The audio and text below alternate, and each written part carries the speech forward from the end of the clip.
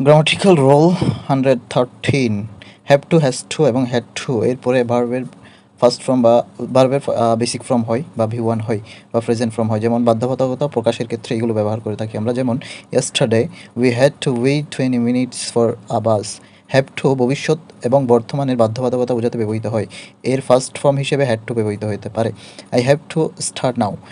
Do you have to attend the meeting? You will have to book ticket in advance.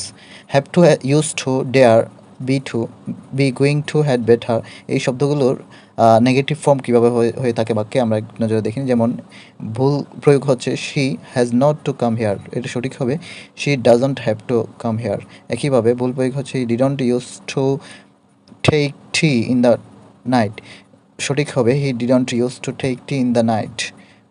He drive not go there, এর correct হবে she doesn't dare go দেয়ার।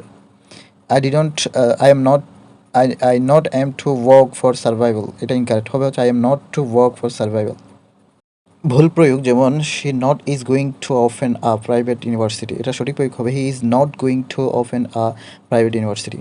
আবার আরেকটি উদাহরণ হচ্ছে you had not better miss the program, এটার সঠিক প্রয়োগ হবে you had better not miss the programme.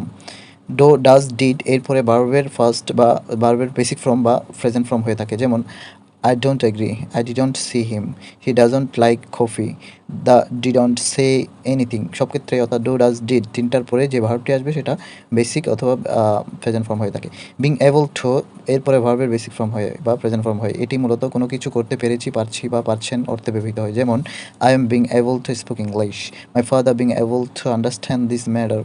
At present, Bangladesh is being able to prove itself as a developing country all over the world.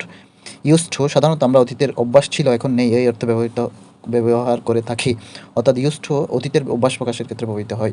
আবার অভ্যাস বোঝাতে বা অভ্যাস হওয়া বোঝাতে বি ইউজ টু বা গেট ইউজ টু এরপরে ভার্বের সাথে আইনজি যুক্ত হয়েও একই অর্থ প্রকাশ করতে পারে। যেমন he use to ride bicycle, Roni is use to eating at 7 PM, I am getting use to working early for my job, as he used to playing the guitar.